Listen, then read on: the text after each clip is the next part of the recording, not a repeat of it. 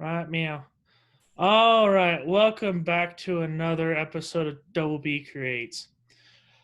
We're where we have a genuine, candid conversation with personal level CEOs, business owners, entrepreneurs, musicians, musicians, and anyone else who is self-employed. Uh, we talk about what it takes to get where they are and these people and where they are now. And I just butchered that again. And the struggles that they faced. This is Brad and Kevin, and we're here to talk on a personal level with Troy and Mike. Troy and Mike, I'm going to add to that really quick. Troy Burgess and Mike Brewer are two of the founding members of Wasatch Wigeons. And in Utah, that is a pretty big foundation that does a lot of conservation efforts for the waterfowl community. And on top of that, widgeon is a really cool bird. If you don't know what it is, it's a species of duck. We call them cotton tops. They got kind of a green head with like a little white mohawk. They're pretty badass. So anyway, Troy and Mike, thank you so much for hopping on, and we really appreciate you giving us the time of day. Oh, thank you. We've never done this before, so an honor to be selected for this. So. Well, we're happy to have you. You guys have had a lot of banquets and stuff like that recently, and you've invited me, and I suck and haven't been. But you did have one that had a couples option that was a little bit cheaper. So Brad and I did talk about pretending we were gay. But that's what we posted on there. They're like, hey, we don't discriminate, right? Right. Yeah. Yeah, we're both like, how can we both get there without taking our wives? Well, we don't care but that's up to you guys. So we're gonna kick off. I'm gonna ask you really quick where people can find you, as far as websites, social media, maybe your personal pages if you want. Go for it. Promote yourself. Okay. So from the website, it's wasatchwigeons.org. That's our main website. We're also on YouTube, Wasatch Wigeons. We're on Instagram and Facebook. That's our main sources. Facebook is kind of the hub we use for our communication of this is what we got coming up, and then after that event, we'll post the results of the project, service project, would be a fundraiser, whatever it is, and you can also follow up on that with our website. Awesome. That's awesome. So Wasatch Wigeons, what was your goal when you guys set this up and got it created? More or less, like, how did it start? What was your vision? What's it about, more or less? Okay, that might take a couple minutes. So it started out, a lot of groups like this that start out in different states, they kind of like start out with honey buddies. One of the things different with us is we met through conservation projects. And when we got this started, Mike and I were the only two that had actually hunted together. So a lot of the guys were frustrated with some of the other groups, and they wanted to give back, but they didn't want the money leaving the state, all the fundraising money. But what happened is it was a combined effort of 8 different people that were just frustrated with the circumstances that were going on, and they didn't feel like there was an organization that they had tried that they fit into and they were comfortable with. So they wanted to do more hands-on work and keep the money here locally. That's kind of what started it. So that was our vision, is to become Utah's choice to waterfowl conservation and give people that other option. Not trying to take over from the other groups, but in our view, there's a void in the conservation efforts. There's a lot of work that can be done out there, and not everybody can do it, or it's not within their focus. So we're in there doing all that other stuff that the other groups either can't get to or they don't want to do. And that's basically where we got going, and that's where we're started from. That answer your question? Yeah, I think that brings up a really valid point, because a lot of people, I'm just going to say it, there's a lot of people that hate people that hunt because we kill all these animals, right? And we're such bad people and all this bullshit. Obviously, I hunt. But Notice that.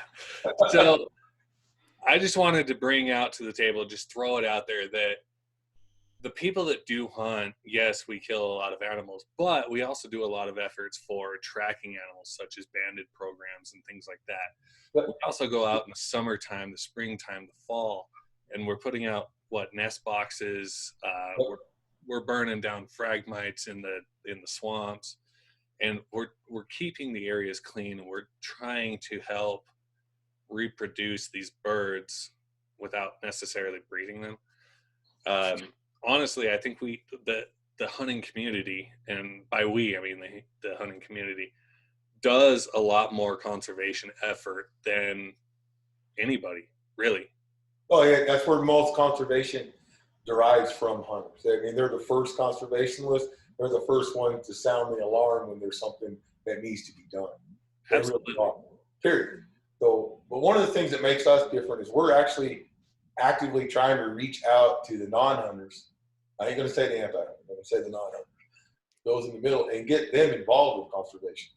And then they meet people, other people doing conservation, and they start that attitude that Indian starts to change. And that's one of the things that we like about our Kingfisher project. We're stewards of this like about 13, 14 acre wetland in Weber County. And that actually allows us to do that community engagement. We're doing good conservation, turning that thing into a nursery for waterfowl, primarily wood ducks. But we get the community out there. We get some of the kids involved and stuff. So we get people involved and open up those people that are doing conservation and make that a broader base. And so we feel that kind of helps bridge some of that communication gap. Send some of them wood ducks down south so I can get one for one. Whatever. Well, Whatever, nothing. You Southerners. I have 3 on my hit list. Wood duck's one of them. You had your chance 2 years ago. Yeah, I wouldn't have retrieved it. Me being ethical, didn't shoot it. You're welcome. All right. So on that, I've been doing this with wood ducks for 6 years. I've never had the opportunity either. But Kingfisher is a good example of some stuff we did. The first year we started in that, we'd see groups of 3 or 4 wood ducks. Yeah. Last April, we saw flocks in the 30s. Nice. That's awesome. We know, yeah, and we get 100% utilization on every one of our woody boxes there. And now we got geese. We had 1 pair of geese. Now we're at 3 pair of geese. And the mallards are increasing too. So it's a proof that some people, just some local people, can get together and put in some sweat equity and put in some funds and make a difference in their own backyard. And that little wetland is proof of that. We do the nest boxes, we push back all the overgrowth, and we're doing all the Phragmites work on that, and it's just opening up more and more acreage as we go. Right. And a lot goes into not only conservation, but the preservation of these wetlands, because we do, just like you mentioned, the Phragmites. I call them Phragmites. It's easier for me to say. But getting rid of those and opening up the water space and stuff like that definitely helps. Oh, yeah. That stuff just chokes off everything and nothing else can grow there besides it. You know, it actually secretes an acid out of its roots to kill its competitive plants. Right. That stuff is just, I've worked with a lot of the different state experts on that. That stuff just blows me away the more and more I learn about it. So I actually went and got licensed as a pesticide applicator for aquatics water surface, so I can actually go out there and treat it and do it all legally and everything. So we're using that as another one of our tools. Oh, that's cool. Yeah, that's awesome. So it's been a journey. We've had a lot of ups and downs. We've had some wins. We've had some struggles. You know, that first year, I think there was an active group trying to shut us down. That first year was rough. It was rough. I think it was probably a pool to see how long we last. And you know, now we're coming in, finishing up our 5th year, and it's every year it gets a little better. And I was told that year 3 and year 5 would be significant. I'm here to tell you that's true. there was significantness in year 3 and 5. We noticed it. They were growth in every different measurement, and we grew. It's just boom. There's like these little spurts that happen those 2 years. So I think that happens with any business, to be honest. if you can make it through those 2. Right? Yeah. Was that your biggest struggle, having people trying to shut you down, or was there something that first year that first year was tough. We still have a little bit of an ongoing, we'll call it a menace. But what I had to do is I actually put a policy together, and it's sad we had to do this, but it works. Is we don't go public with anything until it's all locked down, because we don't let people try to use their influence to shut us down on projects. Which, why would you shut somebody down and go out there and do good in the community? But it's what happens. So that's how we avoid that now. Is we don't go out public with it until we have it all locked down. And now one of our struggles is all the bureaucracy, because you're working with states and federal and counties and city departments, and there's a lot of bureaucracy in that. There's a lot of licenses, permits, insurances, everything else. And it's like we want to go out there and take this invasive plant species, doesn't belong there. They're going to take it out free of charge. That can take 2 years. They're going through all it mind-boggled me. Like we got the geese platforms in Cutler Reservoir last fall, right? Right. That we're like the first to do that. I probably got 200-300 emails and multiple face-to-face and phone calls and everything with Pacific Corp to break through that, to where they actually went and did what's called a rapid improvement event, and they changed corporate policy to be able to open the door for us to do that. What's cool is that works with any other conservation group, the guys that do trout, whatever else, on their properties. It opened up more opportunities for more conservation groups. So that's something we're proud of. We were able to influence that. Then the direct benefit is back to us being able to do work there that we didn't think we could do. That took me over 20 months to get through that. So, wow.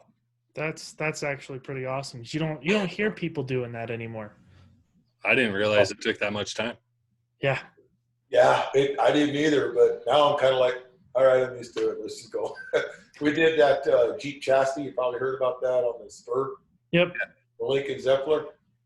That took 10 months of working through all that stuff and getting all the paperwork and everything lined up. Took 2 weekends to do the job. Wow. There's more in administrative time and everything up front in the project planning and getting everything all set up and making sure you're doing it legally than it actually takes to do the job. That was something I did not expect. I learned real quick. That's crazy. I mean, I could expect it. I work for the state, so they run at a snail's pace. Also true. So you can understand that.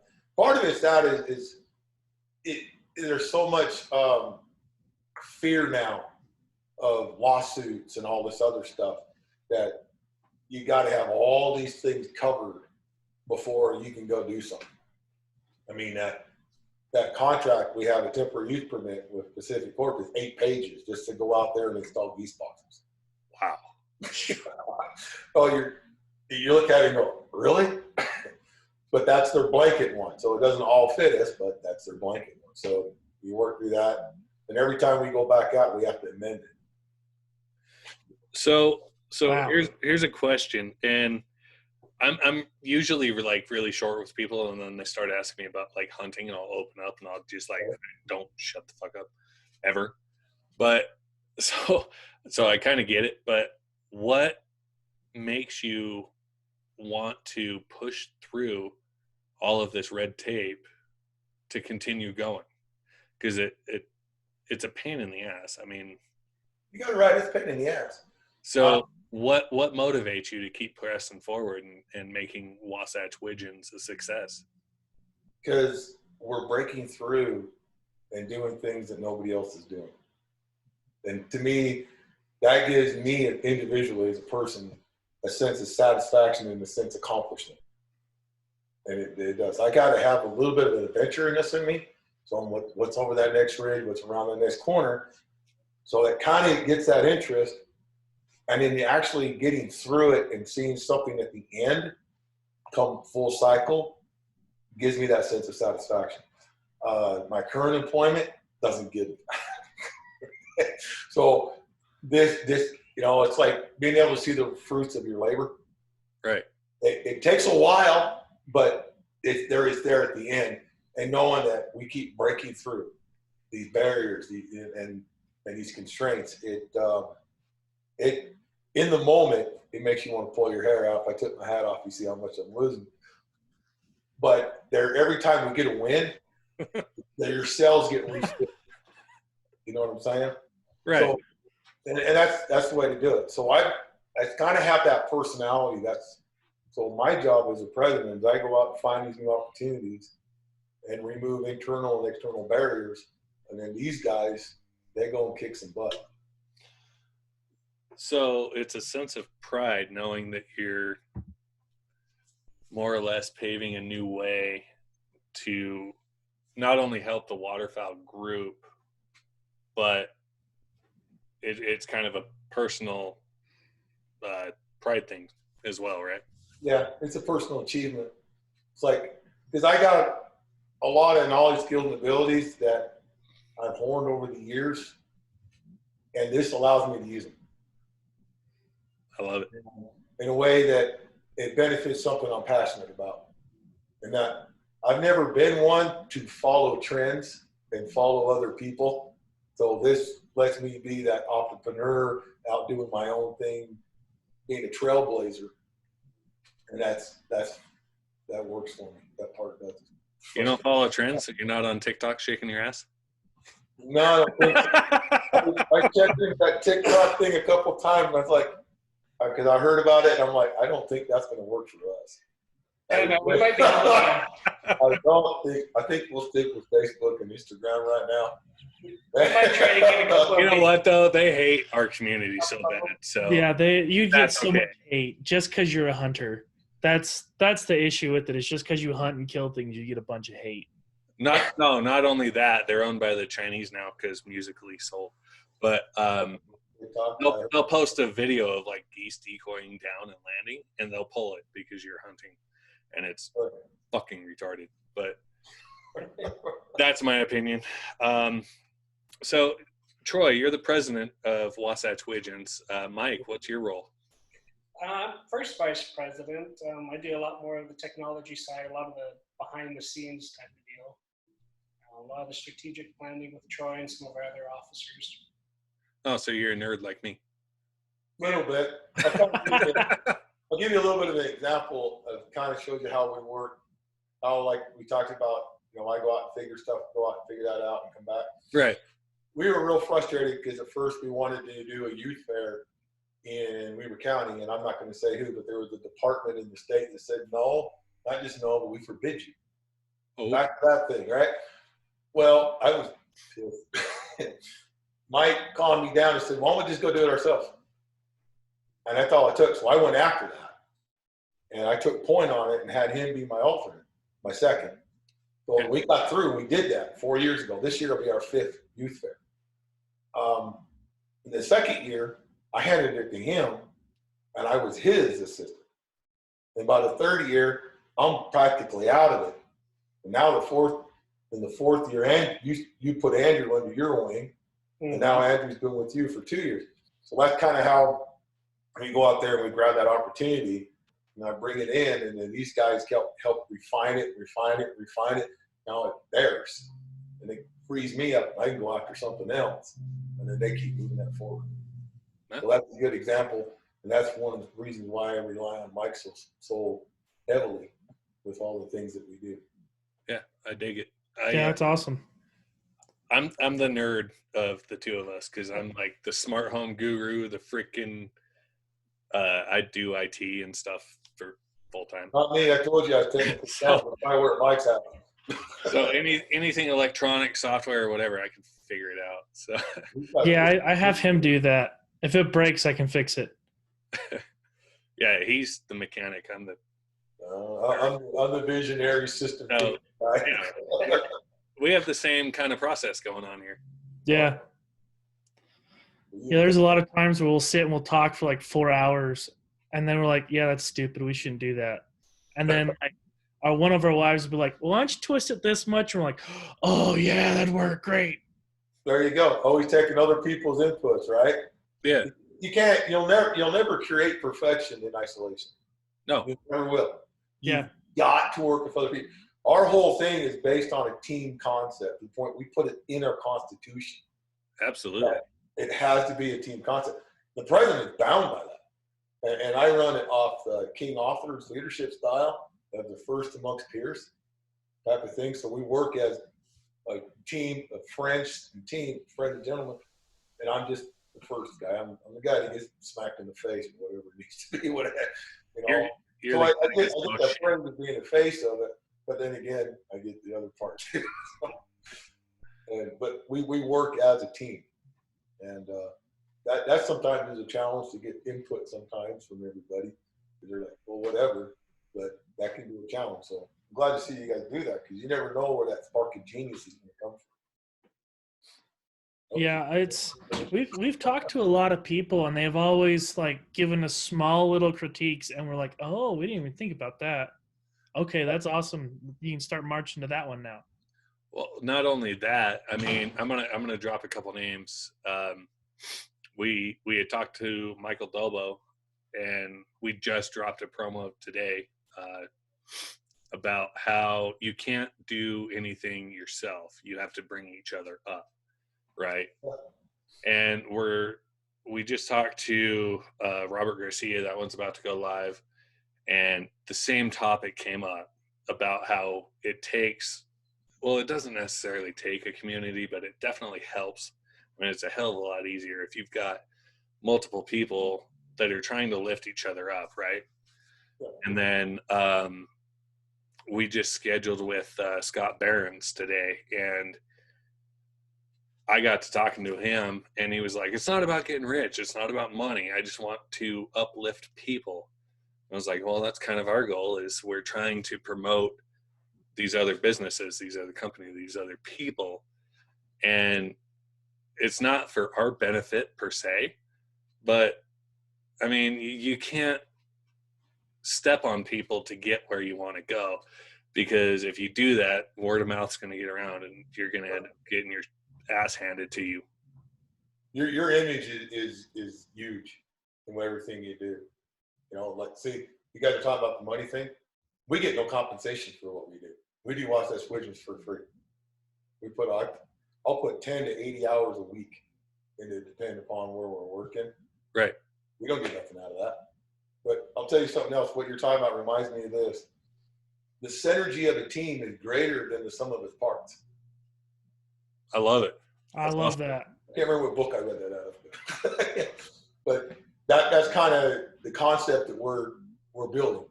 And as we get new people in, other people leave, every time you get that change, the team goes back to the dynamics, forming, storming, norming, performing. And I've done facilitation work for 16, 17 years, and I just fall back on that every time, and we get going again.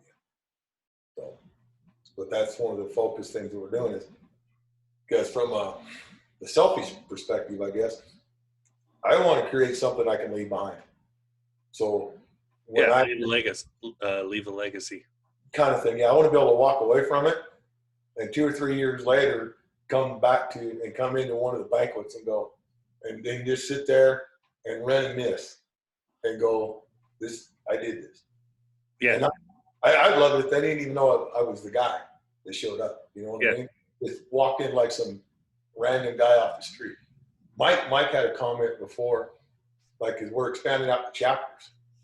And we'd like to get our chapters to the point where they've matured to that point where the corporate board can come in and have like a corporate table at one of their, and actually enjoy a Wasatch Wigeons bank and not actually have to be running around all behind the scenes and stuff.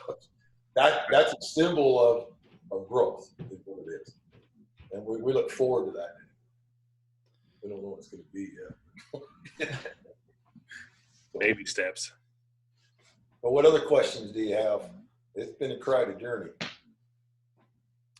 So you talked about how you eventually want to get some more things going. What if you can tell us? I mean, what are you looking for the future? You know, like you looking to expand upon more land? You looking to expand in different areas? Okay, we got a couple different approaches.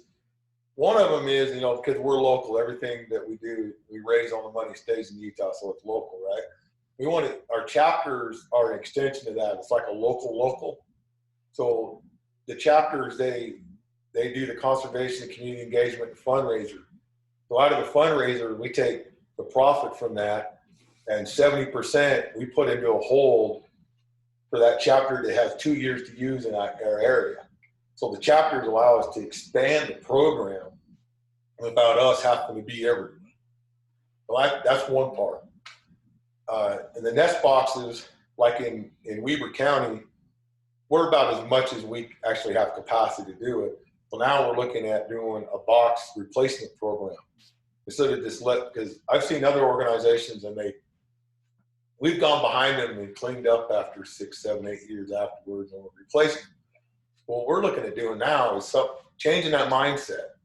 Instead of just letting it sit out there until it rots and then replace it or never, we want to find that proactive point. We don't know if it's year 4, 5, 6, whatever, but we start replacing them before they're bad. Well, that's another little thing that we want to do. We think that leading by example, might change some other organizations that have boxes out themselves too. We want to get into some more of the invasive plant species removal and the habitat restoration type work. There's some stuff that one of our guys is working right now with this whole turmoil that kind of got stirred up with the trumpeter swan thing this year. Yeah. And especially the newspaper article. It was our guy, Alan Peterson, that wrote that other article that was on one of the other Facebook pages and our Facebook page. He's looking into some things, doing some partnerships with some other groups and with the trumpeter swan. So we're going to kind of see where that's going.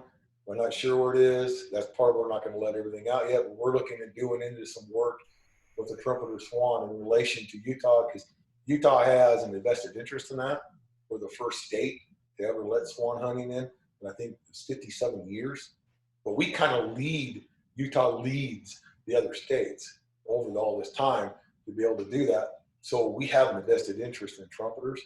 We're not sure where it's going to go yet, but we're looking into doing some stuff with that. So I could talk this all day, I'm on your podcast. Well, yeah, I've hunted swan for a long time, and people were freaking out about it. And I'm like, they just shut it down because there was 20 of them shot. And they're like, well, no, it's bad because you're killing the. I'm like, no, Idaho froze. They all came into Utah. That's why. Oh, we know Idaho froze. We were out there in October with 5.5 inches of ice at the boat ramp in the channel. To add that, But then we moved over west one valley, and they were all in there, straight up above Preston. Oh, wow. They were there's a couple hundred trumpeters in there. And I told the guys, I said, we're going to have a high trumpeter harvest this year. Just watch. Yep. Because I think that's part of it, Plus there was more tags, but you had more people out there. The quotas up. There was a lot of different things that came into that. But nobody did anything illegal. Yeah. That's the other thing we need to do. That article didn't really portray things properly. Let's just say that. There was a lot of statements in there, and actually a couple of them were not factual. So to put this into perspective for anyone that's listening and doesn't really understand, swan hunting is legal in Utah in the northern region. It is tag-based, and the past couple of years, you've been allowed 10 swans. 10 trumpeters. 10 trumpeters. And the difference between a trumpeter and a tundra is not a whole lot. If you really look at them, especially when they're flying, honestly, if you get a small trumpeter versus a tundra, they look the same. Big trumpeter. Let's be completely honest. Small trumpeter. Yeah. Yep. And so really the honest truth is the big difference is they've got a big spot in front of their eye on their beak that's yellow. But there was some of them that were over 61 this year. Right. And Yeah. I've seen them with freaking 80-something inch wingspans. But so it is legal and we can shoot them. We obviously try not to, but we Prefer do. not to, but We do have regulations in place, and this year we upped it to 20, and we still got shut down.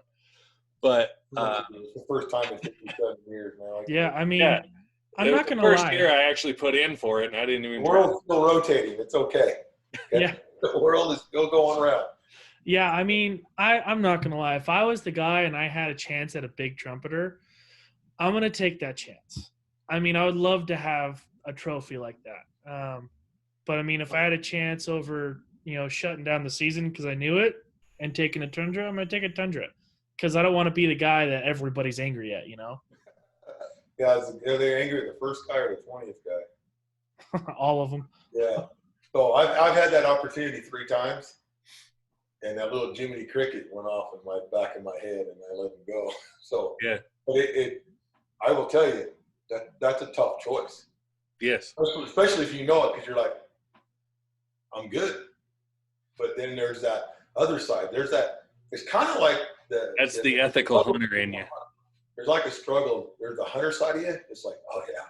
Then there's that conservation side that says, I don't know. Uh-huh. And there is that, and I think every hunter can relate with that. Yes. Absolutely. Yeah. So, and that's kind of the conversations that we're having at the officer level. And that, what does Wasatch Wigeons' role should be in this? Because we think that we should take a positive role with this, and we're fleshing out what that's going to be. We're not sure yet. But we got some things that I think are going to be pretty cool.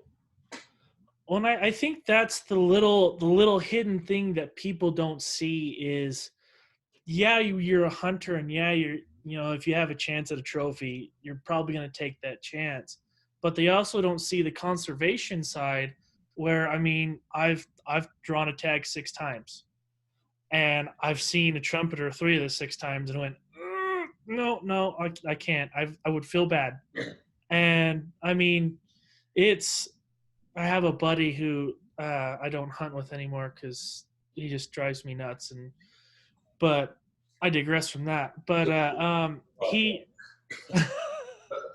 he just doesn't do it ethical. He doesn't have the conservation side in him, and it drives me nuts. And there's a maturity of a hunter too. Yeah. Right. Yeah. How that works. And some people, they just reach a certain level and they don't mature past that. Yeah. That you recognize that and you're like, no, I'm at a different level, so I'm gonna move on. That's good on you. Well, it's like me and Kevin and a buddy of mine. We all went out for spike elk, and we saw a gigantic bull elk come out, and we sat and watched him for like 30 minutes, and then we just looked at each other going, "This is so depressing that we're ethical hunters." And, some people are like, well, why would you shoot it? Well, because the tag says I can't, and there's jail time, and I'm pretty, and I'll get raped. I like that little tidbit. You're not pretty. Don't give yourself shit. I've sat there out there in late season and had a flock of scaup come in and landed my decoys like 2 days after scaup season's over. I just sit there and watch them for 15, 20 minutes swimming around the decoys. Yeah. All the opportunities in the world, but I know I better not. Yeah. Here's a perfect example. Right now, here in central Utah, I think it's actually statewide, snow goose or light goose is off until the 15th. Something like that, yeah. Yeah, something like that. So today's January 13th. Yesterday was the 12th. We stirred up about 28 Canada geese, and 1 snow came up with them. And we don't get snow geese in my area, and I just watched it and went, Yep. Fuck. All right. Yep. I've had this I'm flying. when they close out the different goose zones. Yeah. I seemed like the best I ever did for geese. Yeah. And so Serious. it's painful, but at the same time, it's good because, I mean, it goes back to conservation for the animals. And I understand why they do it. It's just kind of a pain. Well, it's kind of like crane season where you only hunt them up north. And down in central Utah, I've never seen more crane in my life. I mean, you could throw a stick and kill 100 of them. And they're like, you can't hunt them down there. And it's like, oh my God. I'm not joking. If you guys come down. Logic behind that one either. So we know who to talk to about that. But we try to nudge for more tags on that because there's a lot of frustrated hunters and stuff. And the count isn't high enough for that. Yeah. I mean, it kind of goes back to the whole let's say non-hunters. We'll try to be. There's hunters, anti-hunters. We'll try to be a little bit not dickish, but I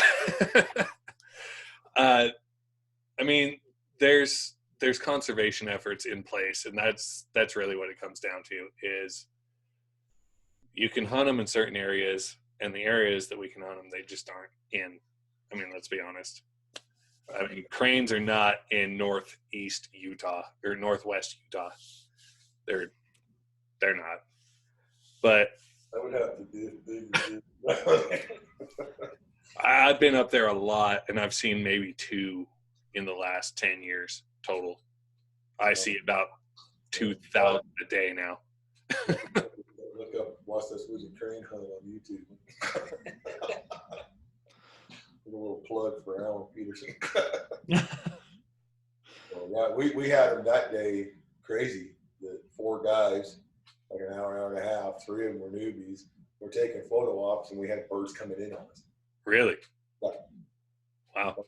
Well, that's cool. When you're on the X, I've been all over up there. I've never seen anything. Salt Creek, freaking northern Great Salt Lake, over in Corinne. That's Yeah. We might have drifted off topic a little bit. We do that. That's kind of what we do. That's why it's fun. So, what is it more about what you guys are interested in with us and stuff? I didn't hear that. What are you guys interested in to find out about us? Honestly, I've seen you a lot, and I haven't done a whole lot of research because I just didn't. And I'm like, oh, okay. Wasatch Wigeon Club. Okay.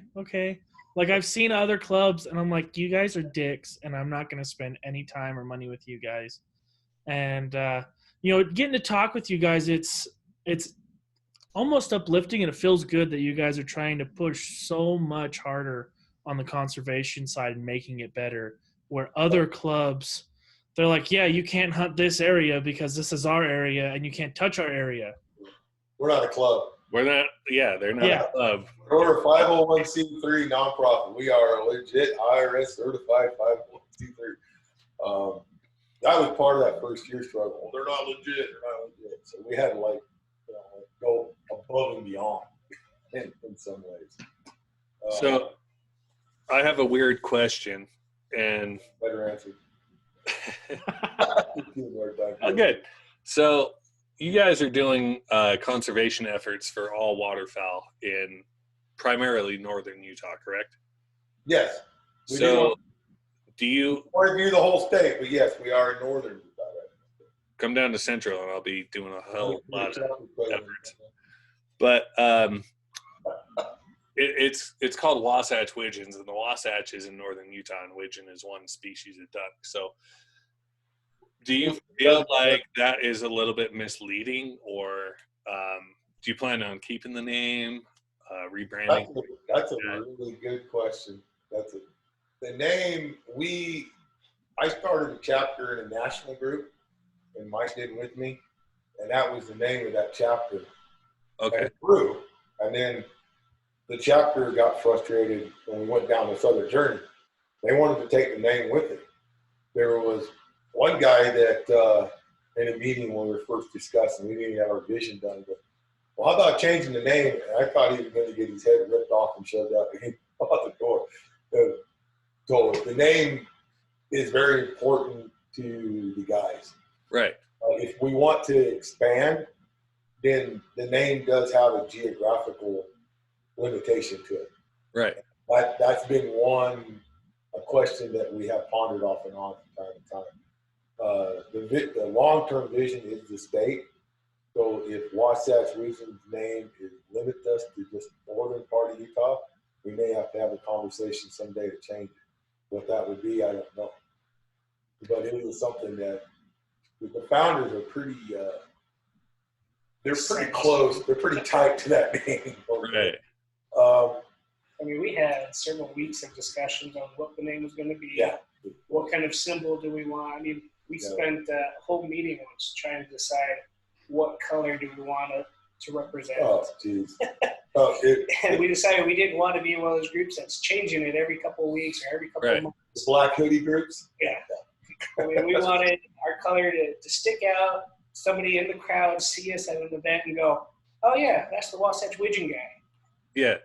And I think that's nonprofit or for-profit or anything. That's just business in general. When you come out with your logos, your colors, your whatever, you want to stand out. So it makes sense. I was just curious because it is geographically tied.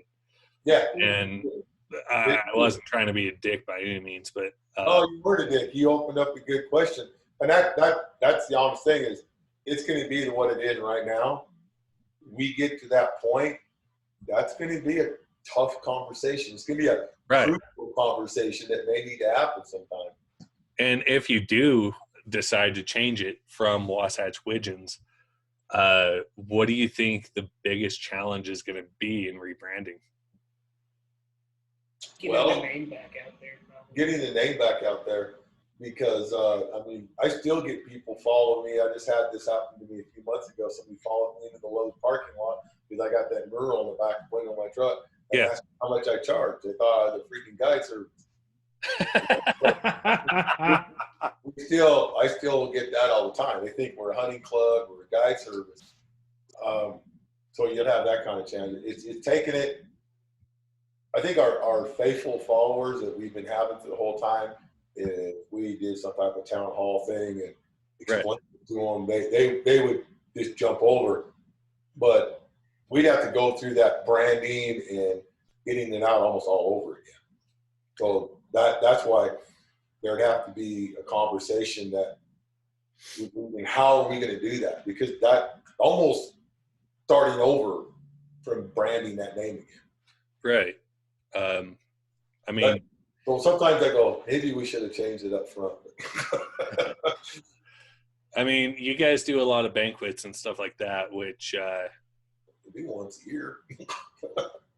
I mean, every year we see like, we should go to that. That's a bunch more than I've ever hosted. So, well, there's a Captain Collie chapter, so like 2 a year now. So, I mean, that would be a good opportunity to announce something like that. But on the flip side, and then that might not go over so well. Well, that's also something you bring something up is that would be a platform we've done like town hall meeting, meet and greet type of things. Right. You get enough people in there, that's somewhere where you could pitch that as how would they feel about a name change, kind of temperature read it first. And even if you had maybe 3 to think about, that would be something to think about. And we do that in our banquet, not exactly, but we open up and ask them, what do you guys want to see us do? What are we doing you don't like? Kind of like a poll. Yeah, so we do that. We try to have a little bit more of a conversation with some of our people. And we have a video every year that Alan does that kind of compresses what we've done in a year, and that goes in our banquet, like 5, 6, 7 minutes every time. And that people that are kind of new to it, they see that and they're like, holy Lord. Because it shows them the picture, who we are, what we do, and why we do it. That's kind of the thing. Yeah. But we have a little bit more of a family town hall type of atmosphere. We try to have it. So they can get up at the podium and ask questions like that. So that would be a good avenue to do that. But we've had little town hall or meet and greet things, which is just a pure discussion like that. And if we get enough people in there, that would be a good platform to do that. But what other questions you have that you want? I like that. So I think it's a good time for this. I don't know about Kevin, but we only ask one question. You always ask it. I want to do it. Okay, I'll let you ask it. How much time we got left? I've only asked it once. It's true. Okay, Yeah, go ahead, Kevin. Like Ask it. 20-something else. So I want to hear from each one of you individually. Okay. What is your personal definition or description of success? Okay. Well, Webster has multiple definitions of it, and there's one that I resonate with. Is you setting a goal and achieving it. It's literally that simple. So if you set a goal out there and you go after it and you achieve it, you're successful. Yeah. And you can put that in any aspect of your life. To me, it's that simple. It's kind of a little bit more of a twist to that. There's a concept I call point B that maybe we can get into later if we got time. And it's kind of the thing that drives me. So, but that's success to me, is that you are achieving your goals, not off somebody else's idea of what you should be, but what you want to achieve. Yeah, I love it. I mean, you don't go to high school, go to college, go to all the freaking bullshit, and then get a good job. That's not success. Whatever you want to do, set a goal, achieve it. Love it. Yeah, it's like I think Wasatch Wigeons has been a successful journey. We're not done yet, but we've accomplished a lot more than we ever thought. Are you ever truly done? Successful, huh? I said, are you ever truly done? What? Oh, we ever truly done? No, because if I'm successful, these guys will carry it on beyond me. Love If I've been the leader that I set out to be, these guys will continue it on and build it beyond anything I could have done after I'm done. Perfect. So, Mike, what's your definition?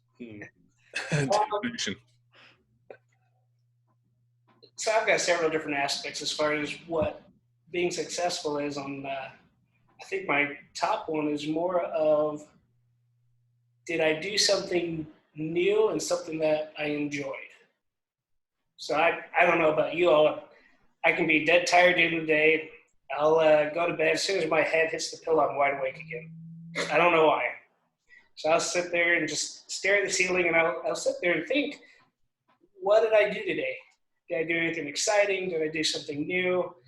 Kind of like after a hard day's work, you kind of feel that self-achievement of, oh, I did this, this, and this.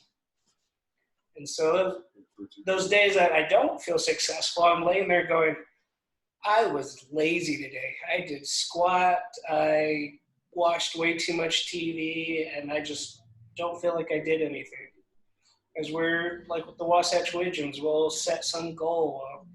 Every day we're working on it, I can lay there and I go, I did something new. We started a YouTube page. We started an organization. We broke ground in a new volunteer type service. So yours is day by day. Yep. That's awesome. That's it. That's I like that. I like that a lot. So we've never had the same answer twice, and that's why I love that question so much. Because some people will sit there and think and go, "Oh shit," right? Well, people haven't sat there and thought about that. Nobody's ever said, "Oh, well, having a lot of money." I mean, that's not success. That's just being yeah. rich.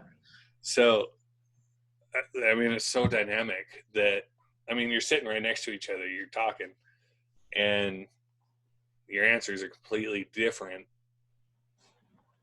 So I love it. It's fantastic. But it works. Both answers Yeah. are phenomenal. What else you got? Well, I don't know. I guess I could throw them some. Here, I'll throw you this. This is kind of something that I use myself, and I also use it with Wasatch Wigeons. I haven't really introduced it to the guys by name. I call it Point B. So with all the project management and different teams I've worked with, I've found that where you are now is point A, where you want to be is point B. Okay, that's your goal. Pretty simple, right? People will make a plan. Well, they want it to be like we're taught in school, the short distance between 2 points is a straight line. Life ain't like that. Okay. Well, people will start going after that, and they start going down that action item list. They get to a certain point and run to that barrier, and they give up. And then on the other side, you get someone that gets so fixated on the details on that thing, they're like breaking down the molecular structure of the bark on a single tree, and they can't get up on the ridge and see the whole forest.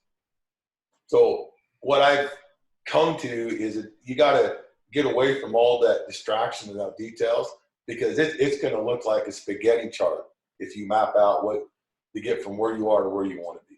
It's going to be a mess, but you can't ever lose sight of that point B. You got to have the flexibility and the agility to move up and down and left and right, to go through those barriers and go over those obstacles, but you can't lose sight of it. If there's too many people that go so far, and then they go, well, that's too hard. And they just do away with it. And they sit there and wait for something to come to them instead of figuring out what they got to do to get to that point B. So that's just my personal thing. I call it point B. And it's just, you never lose focus on it. And that's kind of, I think, one of the things that when Wasatch Wigeons has had all those different hits and stuff that we've had, we focused on one thing. It's like the youth fair. We wanted to do the youth fair, and we got a lot of resistance, and we didn't give up on it. We just kept focusing on that concept of what we're trying to achieve. And our youth fair is different than the other youth fairs. So that's kind of what we're looking at doing. Does that make any sense to you? Absolutely. Yeah. Honestly, you said something that kind of sparked a memory. Is my childhood dream was to be a firefighter, and I realized how much school was involved, and I said, yeah, fuck that. So I wanted to be an F-4 fighter pilot. I found out when you're colorblind that ain't gonna work, so no, I'm forced to say fuck it. It happened. So now there's two parts to my finish. Fast forward 5 years, and my dumbass got a degree in psychology. But so how do you see what breed of duck is what if you're colorblind? Because to me, I mean, I see black, white with a green head and a big ass bill. It's a spoonbill. I'm not completely colorblind, but I go more off the shape and the color pattern. Okay. Because I can tell the bird at a distance faster being colorblind than some of these guys can up close. So how do you tell a seagull from a freaking snow goose? Because I'm not colorblind and I have that problem. I have so much hatred for seagulls. Especially blueface.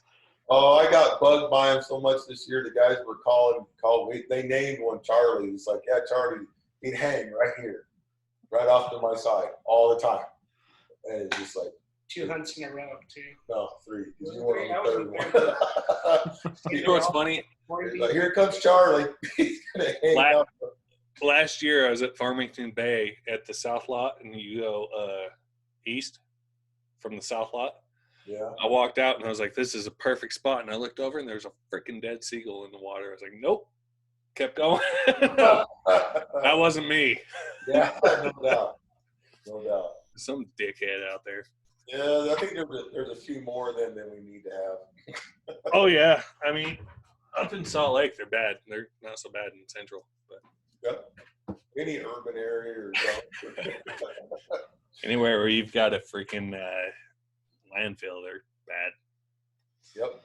Well, I mean, I work at a sewer plant, and I think we have 500-600 head of geese there all year long. I begged my boss. I'm like, just let me take 4 a day. Just 4 a day. Come on. That's your limit. Yep. That'd be hard. That'd be tough. Oh yeah. I mean, the ducks will die in our clarifiers too, and so when we fish them out, we have to tell the DWR, what bird it was, how many died that day. There was one time we found 60 of them, and they were pissed. They came and took them all. They did scientific tests on them because they're like, "You're poisoning them." No, we're not. We swear. They're just getting botulism from the stupid sludge on top of it. No, because they're stupid ass birds and they get stuck in the pumps. I mean, well, when we're the only open water for 100 miles, Well, cool. Do you have anything else, Brad? No, I don't think so. All right. I think we'll cut it off unless you guys have anything else you want to share. You got anything else, Mike? No, I think we're good. No, I mean, just, anybody that wants to get involved with us and go out and get your hand dirty and do some sweat equity and conservation, let us know. Not only that, volunteer. Oh, yeah. I mean, honestly, volunteer. That word is so stupid, but it makes you feel so damn good. It's good for you. And it really sounds dumb if you've never done it. But after you do it and then you hear me say that, you're like, holy shit, you're right. So I totally agree with you. That's something. Volunteering will freaking change your life. So if you want to do anything for wildlife, big game, anything for animals, go check out Wasatch Wigeons on Facebook and their website. Reach out to Troy Burgess, Mike Brewer, and get involved. I mean, even if you're not a hunter, it's honestly, volunteering is badass. Welcome all types.